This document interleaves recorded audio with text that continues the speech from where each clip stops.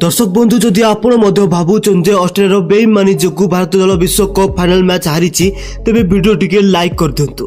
बंधुगण ऑस्ट्रेलिया विपक्ष final match रे हेड एवं मार्नस लाबुशेन को बचाई अंपायर आउट हो आउट दे नथिले और रोहित शर्मा आउट नथिले आउट दिया जाता उत्तेजना देखा देथिला। भारत फाइनल मैच रे हारी जाइथिला। वर्तमान कांदुथिबा अंपायर रिचार्ड काटलबोर निजे एपरी एक आश्चर्यजनक खुलासा करिसेंती।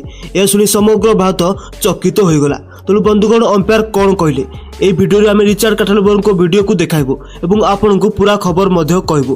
तेणु शेष पर्यंत वीडियो को देखन किंतु आपण गोटे कमेंट करंतु जे भारत एवं ऑस्ट्रेलिया मध्य हेबाकु थिबा विश्वकप फाइनल मैच रे जितिबाकु योग्य किए गोटे कमेंट करी जणांतु। तेबे आपनको समय को अधिक नष्ट न करी चलंतु आरंभ करिबा आजिरो वीडियो। बंधुगण भारत और ऑस्ट्रेलिया मध्य चलता विश्वकप अंतिम मैच अहमदाबाद नरेंद्र मोदी स्टाडियम रे आरंभ होता एवं मैच अधिनायक पैट कमिंस जितवा सह जो से बोलिंग करने को पसंद करते। प्रथम टीम इंडिया प्रथम बैटिंग करने को बाहर एवं 50 ओवर 10 विकेट हराया पर भारत 240 रन संग्रह करथिला एवं 241 रन सहित ऑस्ट्रेलिया को एक लक्ष्य देथिला। केएल राहुल 66 रन संग्रह करते बेले विराट कोहली 54 और रोहित शर्मा 47 रन एक दृढ़ इनिंग्स खेलते। ऑस्ट्रेलिया पाई स्कोर करने अत्यंत सहज थिला कारण टीम इंडिया एक छोट टार्गेट स्थिर करथिला एवं जदियो भारतीय बोलर माने मात्र 47 रन स्कोर रे 3 जन ऑस्ट्रेलिया बैट्समैन को आउट करथिले किंतु ट्राविस हेड और मार्नस लाबुशेन एकत्र परिवर्तन करथिले मैच को। हेड कर शतक और लाबुशेन को अर्धशतक भारत उपरे काळ हैला। ऑस्ट्रेलिया 6 विकेट रे मैच जीति 6 थर विश्वकप चैंपियन होईछि। दोस्तों यही मैच रे ट्राविस हेड को शताब्दी टीम इंडिया पाई जड़े भिलेन बोली प्रमाणित होइतिला जोंथि आमे विश्वकप रो अंतिम मैच हारिथिलु। किंतु बंधुगण यही मैच रे आमे समस्ते ऑस्ट्रेलिया को बेईमान मुहूर्त देखिबाकू पाइलु।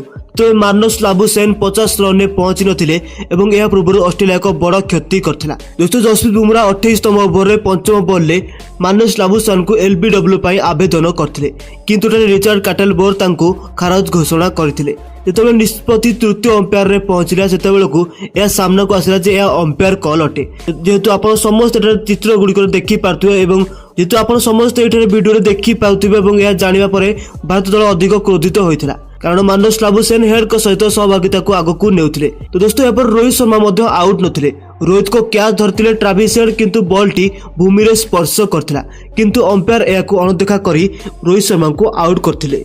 किंतु परे जितेबाला रिचार्ड काटलबोर को पचरा जाइथिला से काहेकि भारत विरुद्ध रे एपरि निष्पत्ति नेइछथि तो अंपायर रिचार्ड बोर्ड कहिथिले जे मु जानि नथिली जे मार्नस लाबुशेन सेही बॉल ले आउट हेबे। जदि मु या जानि थांती तेबे मु केवल भारतर स्वार्थ रे ही निष्पत्ति देई थांती कारण मु मध्य चाहुथिली जे टूर्नामेंट रे भारत जितिबो। ए विश्वकप रे भारत उत्कृष्ट प्रदर्शन करिछि एवं आमे समस्त जानू जे ए विश्वकप रो अंतिम मैच जितिया पई भारत दल प्रकृत योग्य विवेचित होइतिला। किंतु दोस्तों वर्तमान खबर मिलु जे सेही अंपायर भारत विपक्ष रे ऑस्ट्रेलिया ठारो 10 कोटी टंका नेइथिला एवं ऑस्ट्रेलिया को मध्य सहायता करिछि एवं जेउति पई से भारत को बचाई नाही बरং आहुरी फांदरे पकाइथिला जा फल ऑस्ट्रेलिया मैच को जितिला। किंतु दोस्तों से अंपायर मानिबाकू नाराज से पुणी कहिछन जे जदि मु किछि करथान तेबे आज मध्य भारत को विजेता करथांती किंतु आज विश्वकप रो अंतिम मैच जितिया पई टीम इंडिया रो प्रदर्शन सही स्तर रे नथिला।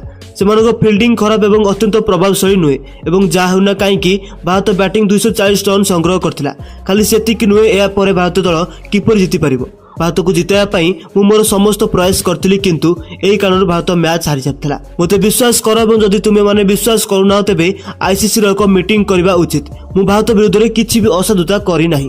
तेणु बंधुगण आपण माने कोन भाबुचंती कोन अंपायर जा कहउछन ठीक कोन भारत सहित बेईमानी होईछि कि आपनको मत कोन गोटे कमेंट करी आमको जणांतु एवं एहीपरि क्रिकेट खबर पाई हमर चैनल क्रिक टाइम ओडिया को सब्सक्राइब करी बेल आइकन को प्रेस कर दियंतु।